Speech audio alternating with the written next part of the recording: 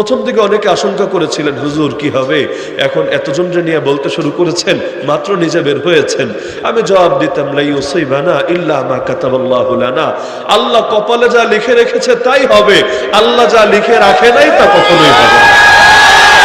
আলহামদুলিল্লাহ, আল্লাহ তাআলা সেই কোরবানির বদলা দিয়েও দিয়েছেন। এখন তো শুধু এখনই না, তারপর থেকেই প্রকাশ্যে সকলে মিলে আলহামদুলিল্লাহ সকলের নাম বলতে শুরু করেছে। এমনকি প্রথম দিকে হতো যে হেফাজত সংশ্লিষ্ট মামলা যারা আছেন তাদের নামগুলো বেশি ফোকাসে আসতো, আর অন্যান্য মামলা দিয়ে যাদেরকে বন্দী করে রেখেছিল, যেমন ছোট ভাই রফিক মাদানির একটাও হেফাজতের মামলা ছিল না, 7টা মামলাই ছিল ডিজিটাল সিকিউরিটি অ্যাক্টের আইসিটি আইনের মামলা, এবং ভাই মাহমুদ গনবী তারও একটা হেফাজত মামলা নাই, 3টা মামলা, 3টাই অন্য সংক্রান্ত মামলা, সন্ত্রাস বিরোধী আইনে মামলা। কিন্তু আলহামদুলিল্লাহ আল্লাহ এখন পরিবেশ করে দিয়েছেন, এখন সকলের নামে সকলে বলছে। তো শুরু তো জাগরণ, কিন্তু একবার জাগরণ শুরু হলে ইনশাআল্লাহ তখন পরিবেশটা সহজ হয়ে যায়, জাতি জাগতে শেখে, জাতি বুঝতে শেখে, তখন সকল অন্যায়ের বিরুদ্ধে প্রতিবাদী হয়ে ওঠে। তবে প্রথম ধাক্কাটা আসলে একটু জটিল হয়। এই ধাক্কাটা খাওয়ার জন্য গন্ডারের মতো চামড়া লাগে, যদিও আমাদের চামড়া চিকন, একটু সুইয়ের গুঁতো লাগলেও রক্ত বের হয়ে যাবে, কিন্তু দ্বীনের জন্য ভেতরের চামড়াটাকে একটু আটটু মোটা বানানোর চেষ্টা করি। এক্ষেত্রে মুরব্বীদের দোয়া আলহামদুলিল্লাহ এবং তাদের নেক নজরই আমাদের সবচাইতে বড় সম্বল। মুরব্বীরা যখন হিম্মত যোগান আল্লাহর কসম, তখন যত ধরনের গালি হোক, সমালোচনা হোক, সবকিছু সয়ে নেওয়া বড় সহজ হয়। বাবা পাশে থাকলে সন্তানের যেমন ভয় থাকে না, আমাদের আকাবিররা পাশে থাকলে আমাদের দিল আলহামদুলিল্লাহ ওই রকম শঙ্কা থাকে না। দেখেন না, প্রতিটা ইস্যু আসলে প্রথম কথা বলাটা কি যে ঝামেলার বিষয় হয়, আয় রে গালির গালি, কিন্তু 2-4 দিন সবর করলে আলহামদুলিল্লাহ তখন সকলেই মুখ খোলে, সকলেই কথা বলতে শুরু করে। বিশেষ করে যদি এমন হয় নেক্সুরতের কোনো ফিতনা হয়, সেটা মিউজিকের ফিতনা, বাদ্যযন্ত্রের ফিতনাই হোক, সেটা দরবারে জাহাঙ্গীরিয়ার ফিতনাই হোক, যেই ময়দানে যেই ফিতনাই হোক, প্রথম ধাক্কাটা বড় কঠিন ধাক্কা হয়, কিন্তু একবার পাগুলোকে স্থির রেখে মোকাবেলায় দাঁড়িয়ে গেলে আলহামদুলিল্লাহ আল্লাহ নুসরত চলে আসে, পরবর্তীতে বড় আসান হয়ে যায়।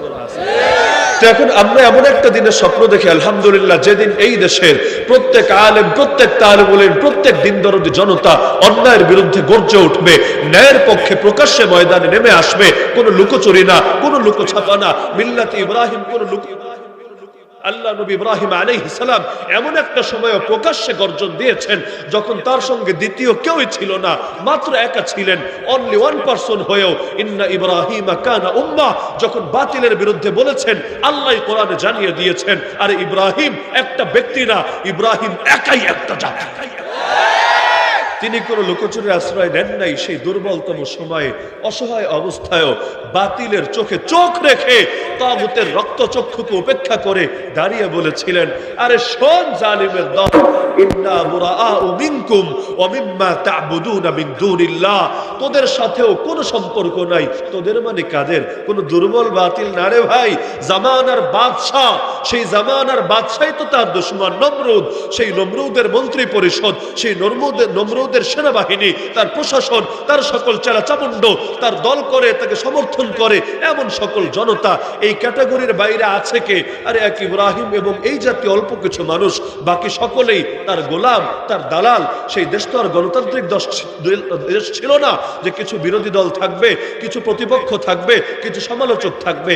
একনায়কের দেশ, রাজতান্ত্রিক দেশ, তার মানে সেখানে তার কথাই চূড়ান্ত, তার কথার বাইরে কোনো কথা কারো বলারই সুযোগ নেই। তারপরও খালি কথাই বলেন নাই, চ্যালেঞ্জ ছুড়েছেন, শোন তোদের সাথেও সম্পর্ক নাই, তোরা আল্লাহকে বাদ দিয়ে যা কিছুর পূজা করিস। কিসের পূজা করে? মূর্তির পূজা তো করেই, আবার নমরুদ নিজেও পূজা নেয় লোকের। শুধু তাই না, নিজেদের বানানো আইন কানুন, নিজেদের বানানো বস্তা পচা আদর্শ আর মতবাদ, এগুলোরও পূজা করে, এগুলোকেও হোলি মনে করে, পবিত্র মনে করে। তো বললেন কিছুর সাথে সম্পর্ক নাই, কাফারনা বিকুম, তোদেরকে অস্বীকার করলাম। শুধু তাই না, ওয়াবাদা বাইনানা ওয়া বাইনাকুম আল আদাওয়াতু ওয়াল বাগদাউ আবাদা, চিরকালের জন্য তোদের মাঝে আর আমাদের মাঝে শত্রুতা আর বিদ্বেষ প্রকাশিত হয়ে গেল। হাত্তা তুমিনু বিল্লাহি ওয়াহদা, যতদিন না আল্লাহর উপর ঈমান আনবি ততদিন এই দুশমনি যাবে না, এই আদাওয়াতি যাবে না, এই বিদ্বেষ যাবে না। কারণ মহাব্বত আল্লাহর জন্য, ঘৃণা আল্লাহর জন্য। দুর্বল হতে পারি, তোরা সবল হতে পারিস, আমরা প্রজা হতে পারি, তোরা রাজা হতে পারিস, কিন্তু যতদিন তোরা আল্লাহর দুশমন হয়ে থাকবি, ততদিন তোরা আমাদেরও দুশমন হয়ে থাকবি। আল্লাহর দুশমন কখনোই আমাদের বন্ধু হবে না, হতে পারে না।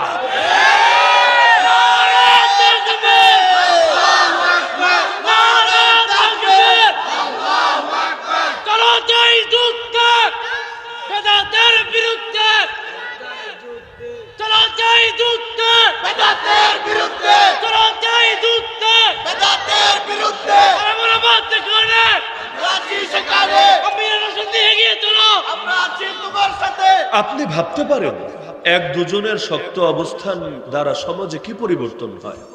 আরে অন্য জামানের ইতিহাস রাখেন, হিন্দুস্তানের ইতিহাস দেখেন। যখন এখানে ইস্ট ইন্ডিয়া কোম্পানি বণিক সুরতে এসে বাদশাহ হয়ে ঘাড়ের উপর চেপে বসলো, মুসলমানদের 800 বছরের ইসলামী শাসনের পতন ঘটিয়ে সর্বপ্রথম সেকুলার শাসনের সূচনা ঘটালো, সেই সময় আল্লাহর এক বান্দা শাহ আব্দুল আজিজ মুহাদ্দিস দেহলভী রহমতুল্লাহ আলাইহি হিম্মত করে ফতোয়া দিয়ে দিলেন। তার ফতোয়ার সঙ্গে তার জামানারও সব আলেম যে একমত ছিল, বিষয়টা এমন না। ইতিহাস যারা পড়ে না এমন কল্পনা তারা করতে পারে, পড়ে দেখেন তার ফতোয়ার বিরুদ্ধে তখনও কিতাব পর্যন্ত লেখা হয়েছে। পৃষ্ঠার পর পৃষ্ঠা, পাতার পর পাতা তার ফতোয়ার খণ্ডন করে জবাব দেওয়া হয়েছে। যদিও সেই জবাবগুলো হারিয়ে গেছে, শাহ আব্দুল আজিজের ফতোয়া আজও স্বর্ণাক্ষরে অঙ্কিত আছে। তিনি ফতোয়া দিয়েছিলেন, হিন্দুস্তান এখন আর আমাদের নাই। যদিও মুঘল বাদশাহ আছে নামকাওয়াস্তে, কিন্তু নামকাওয়াস্তে থাকলে হয় না, ইমানের জন্য থাকতে হয় কামকাওয়াস্তে। তো বললেন যেহেতু নামকাওয়াস্তে আছে কিন্তু সবকিছু ব্রিটিশের দখলে চলে গেছে, ইসলামী শাসনের পতন ঘটে গেছে, সুতরাং পুনরায় এই অঞ্চলে আবার ইসলামকে পুনরুদ্ধার করা সকল আকিল বালেগ মুসলমানের উপর ফরজ আইন হয়ে গেছে। ফতোয়া শুনে নেমে গেলেন শাহ ইসমাইল শহীদ, ফতোয়া শুনে নেমে গেলেন শাহ আহমদ শহীদ। সেই যে নামলেন আর তো ফিরতে পারলেন না, বালাকোটের ময়দানে শহীদ হয়ে গেলেন। বাহ্যিকভাবে মনে হতে পারে পরাজয়, কিন্তু না রে ভাই, এক ফতোয়াই আল্লাহ এমন পাওয়ার দিয়েছিলেন। পরবর্তীতে দারুল উলুম দেওবন্দি বলেন, আমাদের আকাবিরদের কথাই বলেন, তারা যে এই পবিত্র জিহাদের ময়দানে নিজেদের জীবনের মূল্যবান সময়গুলোকে ওয়াকফ করেছেন, আর সেটার মূল প্রেরণাদাতা কি ছিল? সেই এক বড় হুজুরের মাত্র একটা ফতোয়াই ছিল। এমনকি বালাকোটকে মনে হয় পতন, কিন্তু না, যেমনি ভাবে মৃত্যু কোনো সমাপ্তি না, হাইয়ে শামে জিন্দেগি সুবহে দাওয়ামে জিন্দেগি। মৃত্যু হলো এক জীবনের সন্ধ্যা, কিন্তু আরেক জীবন বা আসল জীবনের সকাল। একইভাবে মুসলমানের পতন বলতে কিছু থাকে না। আরে যেমনি ভাবে আমরা কারবালার প্রান্তরকে কোনো পরাজয়ের ইতিহাস বলি না, বিজয়ের ইতিহাস বলি, কারণ ইসলাম জিন্দা হোতা হ্যায় হর কারবালা কে বাদ। এই বালাকোট কোন বালাকোট? আরে শেখ সামিউল হক হাক্কানী রহমতুল্লাহ আলাইহি শহীদ, তিনি লিখে গেছেন তার কিতাবের মধ্যে, আল্লাহ তাআলা আমাকে নিজের চোখে পড়ার তৌফিক দিয়েছেন, স্পষ্ট ভাষায় লিখেছেন। তার বাবা শেখ আব্দুল হক মুহাদ্দিস আব্দুল হক দেহলভী রহমতুল্লাহ আলাইহি, আব্দুল হক হাক্কানী রহমতুল্লাহ আলাইহি, যিনি ছিলেন দারুল উলুম দেওবন্দের প্রখ্যাত মুহাদ্দিস। তার ফতোয়া হাক্কানিয়া বাংলাদেশের প্রায় সকল মাদ্রাসার ফতোয়া বিভাগের র‍্যাকের মধ্যে, আলমারির মধ্যে আপনি পেয়ে যাবেন। তিনি ছিলেন দারুল উলুম দেওবন্দের প্রখ্যাত মুহাদ্দিস, প্রখ্যাত শায়েখ। কিন্তু 47-এ যখন দেশ ভাগ হয়ে গেল, তিনিও রয়ে গেলেন ওপারে, এবং সেই অঞ্চলে আরো যত ছাত্ররা রয়ে গেল তারাও তো আটকা পড়ে গেল সেখানে। এখন তারা গিয়া ধরলো উস্তাদকে, উস্তাদ আমরা তো চাইলে ইন্ডিয়ার দারুল উলুম দেওবন্দে যেতে পারছি না, কিন্তু দেওবন্দে গেলে কি হতো, আপনাদের কাছেই তো পড়তাম। এখন উস্তাদ তো রয়ে গেছে, মাদ্রাসা তো শুধু ইট পাথরের নাম না, মাদ্রাসা তো বালুয়ার কংক্রিটের নাম না, মাদ্রাসা তো উস্তাদ আর শাগরেদের নাম। উস্তাদ আর শাগরেদ যদি ডালিম গাছের তলায় বসে যায় সেটাই হয়ে যায় মাদ্রাসা। দারুল উলুম দেওবন্দ বিল্ডিং তো বহুত পরে হয়েছে, দারুল উলুম দেওবন্দ ডালিম গাছের তলায় তো বেশ আগেই শুরু হয়েছে। তো বললেন উস্তাদ জি আসেন আমরা এখানেই দস্তাগিরি শুরু করে দেই, আপনি পড়ান আমরা পড়তে থাকি, আইলেন আমরা এখানেই শিখতে থাকি। বাস উস্তাদও বসে গেলেন, ছাত্ররাও জুড়ে গেলেন, বড়রা যেখানে বসে সেটাই আস্ত দিন আর বারকাজে পরিণত হয়ে যায়। এই যে আমাদের মুরব্বীদের সামনে অনেক সময় বিভিন্ন দুনিয়াদার কমিটি বেয়াদবি করে নাকি করে না, করে, ব্যাপক হারে করে, এমন বহুত হয়েছে। ইতিহাস বললে ইতিহাস ফুরিয়ে যাবে। শায়েখ তো আমার পাশেই বসা আছেন। কত ক্ষেত্রে এমন হয়, বড় বড় মাদ্রাসায় তাদের বেকদরি করা হয়, অবমাননা করা হয়, মনের কষ্ট নিয়ে তারা মাদ্রাসা থেকে বের হয়ে আসতে বাধ্য হন। কিন্তু এসে যদি গাছতলায় বসেন, সেই গাছতলা তার চাইতে আরো বড় বিদ্যাপীঠে পরিণত হয়ে যায়। তারাও বসলেন। তখন জানেন না যে এই জায়গাটা কোন ঐতিহাসিক জায়গা, এটার সঙ্গে কি স্মৃতি জড়িয়ে আছে। তিনি এমনটাও দেখেছেন যে তিনি রাসূলুল্লাহ সাল্লাল্লাহু আলাইহি ওয়াসাল্লামকে স্বপ্ন দেখেছিলেন, স্বপ্নে ইঙ্গিত পেয়ে, ইস্তেখারার পরে ইঙ্গিত পেয়ে তিনি সেখানে দশ করতে বসেছিলেন। পরবর্তীতে সেখানে ধীরে ধীরে ঘর হলো, বিল্ডিং হলো। এক পর্যায়ে ইতিহাস ঘাটতে ঘাটতে ঘাটতে তারা নথিপত্রী পেয়ে গেলেন, আরে এই দারুল উলুম হক্কানিয়া প্রতিষ্ঠিত হয়েছে হুবহু সেই জায়গায়, যেই জায়গায় এক সময় বালাকোটের প্রান্তর রচিত হয়েছিল। আরে অনেকে ভাবে বালাকোটটা হয়েছে কোথায়, মনে হয় ভারতে। আরে ভাই, তৎকালীন হিন্দুস্তানে, তৎকালীন হিন্দুস্তান তো আর আলাদা দেশ ছিল না, পাকিস্তান, বাংলাদেশ, হিন্দুস্তান পুরোটা মিলেই তো তৎকালীন হিন্দুস্তান ছিল। এখন যেটা ভেঙে তিনটা দেশে পরিণত হয়েছে। তো তৎকালীন হিন্দুস্তানের যে বালাকোট যে জায়গায় হয়েছে, সামিউল হক হক্কানী রাহমাতুল্লাহ আলাইহি নিজে লিখেছেন তার কিতাবের মধ্যে যে ঠিক সেই জায়গা থেকেই দারুল উলুম হক্কানিয়া যাত্রা শুরু হয়েছে। আপনি বলবেন তাতে কি হয়েছে? শহীদের রক্ত থেকে হয়েছে। না রে ভাই, হক্কানিয়ার ইতিহাস যারা জানে এই কথা তারা বলবে না। এই হক্কানিয়া পশ্চিমা বিশ্ব আজও বলে ইউনিভার্সিটি অফ জিহাদ। হক্কানী রাহমাতুল্লাহ আলাইহিকে বলতো ফাদার অফ দ্য তালিবান। 80 বছর বয়সে তাকে গুপ্ত হত্যা করেছে তার নিজের বাসভবনের মধ্যে। বিকালবেলা বয়ান করেছিলেন বিশাল সমাবেশের মধ্যে। পাকিস্তানে এক মালউন ছিল আসিয়া, সে আল্লাহর নবীকে গালিগালাজ করেছিল, গুস্তাখি করেছিল, দীর্ঘদিন জেলে ছিল, কিন্তু হঠাৎ করে কোর্টে খালাস দিয়ে দিল। ওলামায়ে কেরাম ময়দানে নেমে আসলেন তার বিরুদ্ধে আন্দোলন করতে। তো সামিউল হক হক্কানী রাহমাতুল্লাহ আলাইহি মাইক হাতে নিয়ে বললেন, আরে আল্লাহর নবীর নামুস রিসালাতের হেফাজতের জন্য, শান রিসালাতের হেফাজতের জন্য কাউকে যদি জীবন দিতে হয়, এই বুড়া সামিউল হক হক্কানী সবার আগে জীবন দিতে রাজি আছে। আল্লাহর কি কুদরত। বাদ আসর বয়ান করলেন, এটা বাদ মাগরিবি আল্লাহ তাআলা শহীদ হিসেবে কবুল করে নিলেন। আমার জীবনে প্রথম মাহফিলে বয়ান করেছিলাম আমি সেই দিন, নভেম্বর মাস ছিল। স্টেজে বয়ান করেছি রাজবাড়ী জেলা ওলামা পরিষদের মাহফিল। বয়ান শেষ করে মাত্র নেমেছি, একজন এসে আমাকে বলছে যে হুজুর কাহিনীকে জানেন? আমি বললাম কি কাহিনী? কিছু তো জানি না, এতক্ষণ তো বয়ানে ছিলাম, জানার কথাও না। বলল, আপনি যাকে দিলপ্রাণ দিয়ে মহব্বত করতেন সেই জমিয়তের আমির শেখ সামিউল হক হক্কানী রাহমাতুল্লাহ আলাইহি ফাদার অফ দ্য তালিবান গুপ্ত হত্যার শিকার হয়েছে। পুরো আসমান যেন ভেঙে পড়লো মাথার উপরে। আরে এমন একজন মানুষ যিনি সারাটা জীবন মুজাহিদদের ছায়া হয়েছিলেন, সারাটা জীবন মিডিয়ার সামনে যেভাবে সত্য কথা বলেছেন, আমার এই চোখ এই পুরো ভারত, বাংলাদেশ, পাকিস্তান, পুরো সাবকন্টিনেন্টে এমন দ্বিতীয় কোনো ব্যক্তিকে দেখে নাই, থাকতে পারে কিন্তু আমার এই দুই চোখ দেখে নাই। মিডিয়ায় তার চাইতে বেশি শক্ত ভাষায় ন্যায়ের পক্ষে, অন্যায়ের বিপক্ষে প্রকাশ্যে কোনো লুকোচুরি না করে, কোনো ওলামায়ে চাটুরে টাইপের চাটাচাটি না করে প্রকাশ্যে দীপ্ত কণ্ঠে বলেছেন। কি জাতীয় মিডিয়ার, কি আন্তর্জাতিক মিডিয়া, কি বিবিসি আর কি সিএনএন, এমনকি আফগানিস্তানের যখন ক্রাইসিস সেই সময় এমন প্রকাশ্যে তাদের পক্ষে অবস্থান নিয়েছেন, এমন দ্বিতীয় কেউ নিয়েছেন বলে আমার নজরে পড়ে নাই। তা আল্লাহ তাআলা এমন মাকাম দিয়েছেন। তো যে প্রসঙ্গে বলছিলাম, এই দারুল উলুম হক্কানিয়া, সেই দারুল উলুম হক্কানিয়া যেখান থেকে ইউনুস খালেস বের হয়েছে, যেখান থেকে সোভিয়েত আফগান যখন জিহাদ হয় সেই জিহাদের মূল নেতা সেনাপতিরা বের হয়েছে। শুধু তাই না, এখন যে আফগানিস্তানের বুকে ইসলামী শাসনের সূর্য উঠেছে, আশা করা যায় পরবর্তীতে যেটা আমাদের নতুন খেলাফতে রাশেদায় পরিণত হবে ইনশাআল্লাহ, সেই সূর্য কিন্তু এই প্রতিষ্ঠান থেকেই উঠেছে। আমিরুল মুমিনিন খলিফাতুল্লাহ ফিল আরদ মোল্লা মুহাম্মদ ওমরও এই মাদ্রাসারই ছাত্র ছিল। তো দেখেন কোন জায়গার জিনিস কত শত বছর পরে এসে কই পরে ফতোয়া দিলেন এক বড় হুজুর, নাম শাহ আব্দুল আজিজ দেহলভী রাহমাতুল্লাহ আলাইহি। ফতোয়া দিলেন, বুড়া হলেন, চলে গেলেন। যারা এই ফতোয়া নিয়ে মাঠে নামলেন তারাও কেউ বাঁচলেন না গাদ্দারির শিকার হয়ে। যদি গাদ্দারির শিকার না হতেন, ইতিহাস এটাই বলে, তখনই হিন্দুস্তান বিজয় হয়ে যেত। হিন্দুস্তান আজও শুধু একটা সেকুলার কান্ট্রি না রে ভাই, বরঞ্চ দারুল ইসলাম, ইসলামের পবিত্র ভূমি হয়ে থাকতো। এই আফগানিস্তান তখন এতকাল পরে এসে প্রথম ইসলামী ইমারত সালতানাত হতো না, বরঞ্চ হিন্দুস্তানি তার আগেই ইসলামী সালতানাত ইসলামী শাসনে পরিণত হয়ে থাকতো। কিন্তু মুসলমান জায়গায় জায়গায় মীর জাফর, মীর সাদেক আর ইবনে আল-কামির দ্বারা গাদ্দারের শিকার হয়। আর গাদ্দারদের নিয়ে আমাদের এত দুশমনী কারণেই, আল্লাহর কসম, গাদ্দারদের প্রতি আমাদের ক্ষোভ, আমাদের বিদ্বেষ কোনো ব্যক্তিগত কারণে না। ওরা আমাদের জায়গা জমিও দখল করে নাই, আমার পকেটও মেরে দেয় নাই। ওদের প্রতি সবচাইতে বেশি আক্রোশ, সবচাইতে বেশি ক্ষোভ, সবচাইতে বেশি বিদ্বেষ। এই কারণে যুগে যুগে আমরা মারি খেয়েছি, আমরা পরাজিতই হয়েছি এই সমস্ত গাদ্দারদের কারণে।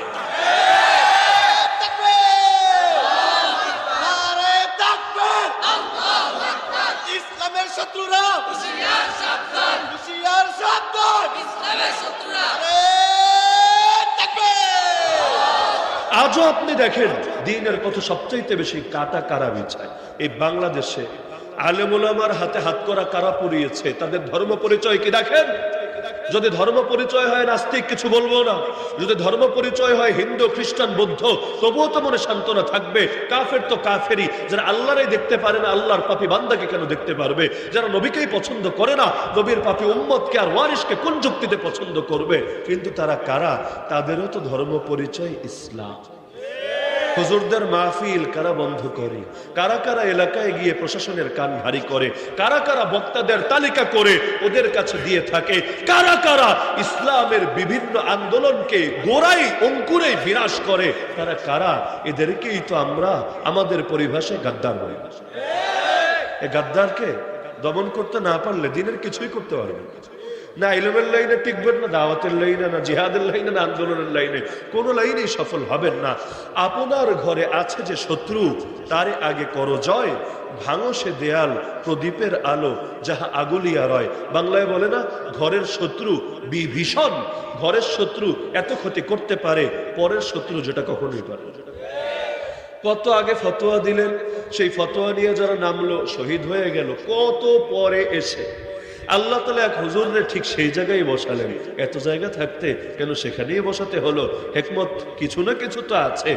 ফাইলুল হাকিম লা ইয়াখলু আনিল হিকমা। প্রজ্ঞাবানের কাজ প্রজ্ঞা থেকে খালি হয় না। কি রহস্য আল্লাহই ভালো জানে। সেখান থেকে ফুল ফুটলো, সেই ফুল থেকেই আজকের দুনিয়ায় আবারও ইসলামের জাগরণ তৈরি হলো। শুধু কি আফগানের বুকেই হয়েছে? তিরমিজি না পড়ে তো আর কেউ মাওলানা হয় না। তিরমিজিটা একটু খুলে দেখেন না, আল্লাহর রাসূলের হাদিস আছে, ইয়াখরুজু মিন খুরাসানা রায়াতুন সুদুন লা ইয়ারুদ্দুহা শাইউন হাত্তা ইউনসাবা বিইলিয়া। খুরাসান থেকে বিজয়ের কাফেলা বের হবে, খুরাসান থেকে ইসলামের কালো পতাকা বের হবে। সেই যে বের হবে, আর কেউ পারবে না এই কাফেলাকে থামিয়ে দিতে। তারা যাবে বিজয়াভিযান নিয়ে যেতে যেতে জেরুজালেমের বুকে, আল কুদসের বুকে তারা ইসলামের ঝান্ডা, কালেমার ঝান্ডাকে গাড়বে। গোটা পৃথিবীর সকল পরাশক্তি মিলেও তাদেরকে পরাজিত করতে পারবে না। তারা এই আল আকসাকে স্বাধীন করে তারপরে স্বস্তি নিঃশ্বাস ফেলবে।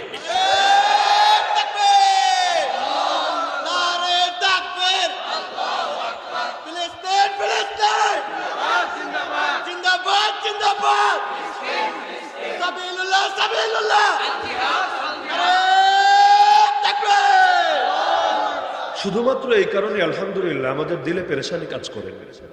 কে পক্ষে, কে বিপক্ষে, কে বলি দিল, কে গালি দিল, কে ফুল দিল, কে পাথর ছুড়লো, আল্লাহ সাক্ষী।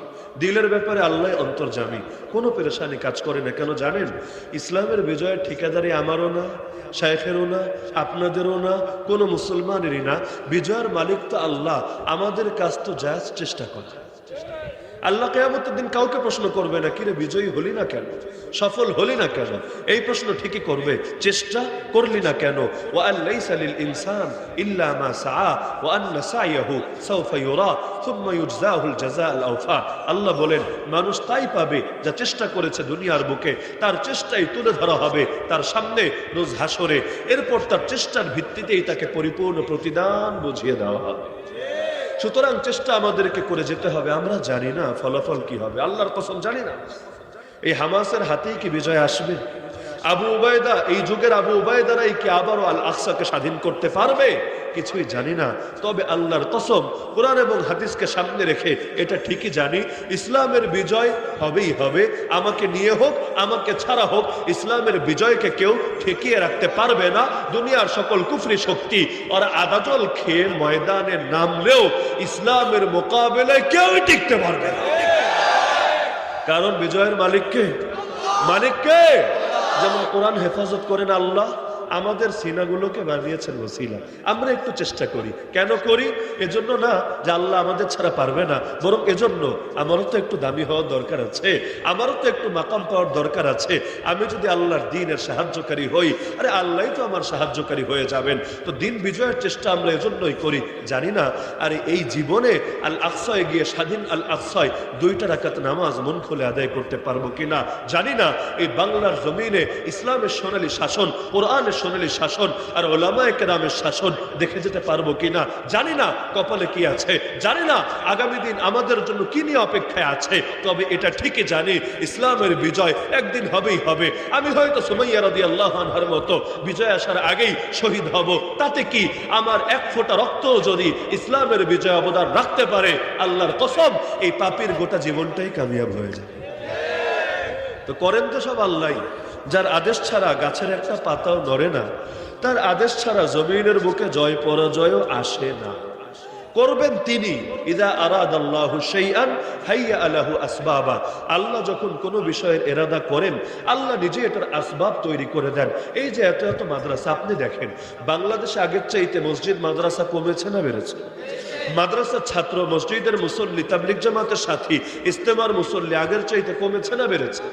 দেশ কিন্তু আগের সাইজে আছে, বরঞ্চ কিছু কিছু জায়গায় নদী ভাঙন হয়ে আরো কমেছে। যেই পরিমাণ চর জেগেছে এর চাইতে হয়তো বেশি পরিমাণে কমেছে। আর সীমান্তের কাঁটাতারও ঠেলতে ঠেলতে অনেক জায়গায় অনেক কিছু খেয়ে ছেড়েছে। তো এখন একদিকে দেশটা আগের মতোই আছে, মানুষ কিন্তু বেড়েছে। মানুষ বাড়লে এলেমের বিদ্যাপীঠও বাড়া দরকার, মানুষ বাড়লে ইবাদতের জায়গাও বাড়া দরকার, মানুষ বাড়লে সব লাইনেই তো লোক বাড়া দরকার। দেখেন আল্লাহ কিভাবে বাড়ায় দিচ্ছে। যখন যা লাগে আল্লাহ কিন্তু দিতে কম দেয় না। ঘোড়া, এক সময় ঘোড়ার অনেক কাজ ছিল, ঘোড়ার পেটে চড়ে যেত, ঘোড়ার গাড়িতে চড়ে যেত, ঘোড়া দিয়ে যুদ্ধ করত, ঘরে ঘরে ঘোড়ার অভাব ছিল না। আজকে দেখেন ওই পরিমাণ ঘোড়া আপনি খুঁজে পাবেন না। গরুর গোশত খাচ্ছেন, গরুর অভাব পড়ে না। গরু বছরে কয়টা বাচ্চা জন্ম দেয়, কুত্তা বছরে কয়টা বাচ্চা জন্ম দেয়। এই পরিমাণ কুত্তা দেশে হওয়ার কথা ছিল, পুরো দেশটা কুত্তান্বিত হয়ে যেত। এখন তো আবার ইনজেকশন দিয়ে কুত্তাও মারে না, মারা নিষেধ। কারণ কুত্তা প্রেমী আছে, মানুষ প্রেমী না থাকতে পারে, আলেম ওলামা প্রেমী না থাকতে পারে, মুজাহিদ প্রেমী না থাকতে পারে, কুত্তা প্রেমিক দেশে ঠিকই আছে। এগুলোর জন্য কুত্তাও মারা যায় না, পাগলা হয়ে গেল, মারলে অনেক সময় ঝাই ঝামেলা শিকার হওয়া লাগে। তো দরকার তো ছিল পুরো দেশটাই কুত্তান্বিত হবে, হয় নাই। কিন্তু গরু ঠিকই আছে আলহামদুলিল্লাহ। তো যা লাগে দেয় কে? আরে দেয় কে? আপনি বলেন। আমরাই যখন ছোট ছিলাম কয়জন হাফেজ সাহেব দেখেছি মসজিদগুলোতে? তখন সব জায়গায় হাফেজ পাওয়া যেত না, অনেক জায়গায় ইচ্ছা থাকার পরও খতম তারাবির ইন্তজাম করা যেত না, পর্যাপ্ত হাফেজ নাই বলে। আর এলাকাবাসীর অত টাকা পয়সা নাই যে দূর থেকে একজন ভালো হাফেজ নিয়ে আসবে বলে। কিন্তু এখন এক মসজিদে 5 জন পর্যন্ত তারাবি পড়ে। জানেন না কেন? কারণ এত হাফেজ হয়েছে, জায়গা দেওয়া যাচ্ছে না। কোন লাইনে লোক কমেছে বলেন? বক্তা। বাংলাদেশে যে কত হাজার বক্তা আছে এটা এক আল্লাহ ছাড়া কেউ জানে না। আরে আমরাই প্রতিদিন নতুন নতুন বক্তার সাথে পরিচিত হচ্ছে। আমরা তো অঙ্গনের মানুষ, আপনারা তো শ্রোতার চাইতে শ্রোতা তো এক এলাকার শ্রোতা, আর আমরা তো সব এলাকায় ঘুরে ঘুরে বয়ান করি। এখনো পর্যন্ত সব বক্তাই আমি চিনে শেষ করতে পারি নাই, এবং আগামী 10-20 বছরে পারবো কিনা আল্লাহ ভালো জানে। কারণ এটা হাজারের কোঠায় না, সম্ভবত ইতিমধ্যে লাখের কোঠায় পৌঁছে গেছে।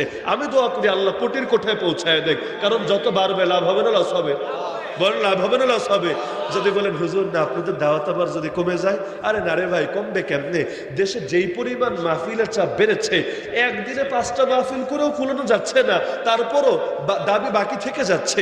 এই যে আজকে আপনাদের সামনে আমি বয়ান করছি, আজকে এটা আমার এই মৌসুম মানে তো বুঝতেই পারছেন কয় মাস হলো, মাত্র শীত মাত্র শুরু, ইতিমধ্যে 207 নম্বর মাহফিল হয়েছে আলহামদুলিল্লাহ। তো 207টা যদি আমার একারে করা লাগে, গলাটা আস্তে থাকে কেমনে? এখনো মানুষটা বেঁচে আছে কেমনে? হয়তো জোয়ান মানুষ বলে পারছে, মুরব্বীরা এটা বলে ভয় দেখায়, আরে এখন এত দৌড়াদৌড়ি করেন, একটু বয়স হোক তখন ঠেলা টিকিটের পাবেন। কিন্তু কষ্ট করা লাগছে। তারপরও যেই কয়টা করেছি এর চাইতে অন্তত 250 গুণ 10 গুণ 20 গুণ না, 250 গুণ অন্তত করতে পারি নাই, রিজেক্ট করতে বাধ্য হয়েছি। প্রতিটা মাহফিলে গেলেই তো আবার 10টা 20টা দাওয়াত আসতে থাকে। একটাই বলা লাগে, ভাই রমজান পর্যন্ত কিছু করার নাই, আল্লাহর ওয়াস্তে মাফ করে দেন, রমজানে যোগাযোগ করেন, পারলে আগামীতে দিলে দেওয়া যাবে। এভাবেই মাজেরাত পেশ করতে হয়। তো এখন লোক যদি বাড়ে, লাভ নাকি লস? হ্যাঁ, জাগরণী লোক দরকার ভাই, অনেক দরকার। এই যে এক মামুনুল হক নাই, পুরো দেশে কি শূন্যতা বিরাজ করছে। এক গুণবী নাই, তার শূন্যতা কে পূরণ করতে পারছে? এক একজন মানুষ যেন এক একটা বিপ্লব, এক একটা জাগরণ। আরে এক রহমানে যেই জাগরণ সেই 2013 আগেই তৈরি করে গিয়েছে, এই 2023 সেই জাগরণকে তৈরি করতে পারছে। আজকে যদি বাইরে থাকতো আর 2-4টা বিষয় নিয়ে তার সাথে হয়তো ইলমি ইখতিলাফ ছিল অনেকের, কিন্তু ইলমি ইখতিলাফের সমাধান তো ইলমি ভাবেই হবে। এর অনেকগুলো বিষয় এমন, আমরা তো কারাগারে কাটিয়ে এসেছি, অনেকগুলো বিষয়ের জন্য তিনি নিজেও এখন বলেন যে আমাকে আল্লাহ কখনো বাইরে নেওয়ার সুযোগ করে দিলে আর কোনো বিভেদ থাকবে না কোনো আলেমের সাথে।